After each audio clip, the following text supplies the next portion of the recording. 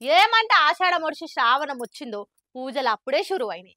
ఇక కొందరైతే అమ్మవారి విగ్రహాలు పెట్టుకొని పూజలు చేస్తుంటారు కదా. కొన్నొద్దులైతే శావితి నాడ అంతటా వినాయకుని విగ్రహాలు పెట్టుకొని నవరాత్రులు పూజలు చేస్తారు కదా. కానీ గీడ గిప్పుడే విగ్రహం పెట్టిర్రు. అది కూడా ఈడ కాదు ఆడ కాదు, ఏకంగా అమెరికాలని. మళ్ళీ ఆ దేవుడు ఎవరో తెలిస్తే మీరైతే నోరు తెరుస్తారు పక్కా.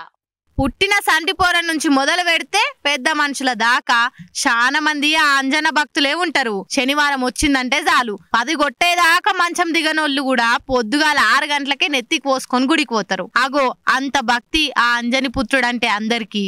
ఇగో ఆ అంజన భక్తులందరూ తప్పక చూడవలసిన ముచ్చట్నే ఇది.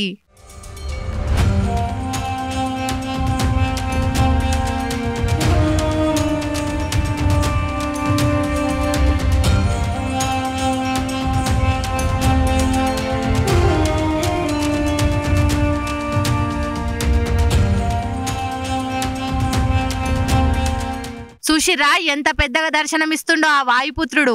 ఇది మనతాన అనుకుంటే మాత్రం మీరు పాపుల కాలేసినట్టే. ఇది ఈడగాదు ఆడగాదు, సీదా అమెరికాలున్న టెక్సాస్ లో పెట్టిర్రు ఈ 100 అడుగుల వీరాంజనేయుని విగ్రహం. ఈ విగ్రహానికి స్టాచ్యూ ఆఫ్ యూనియన్ అని పేరు కూడా పెట్టిర్రు.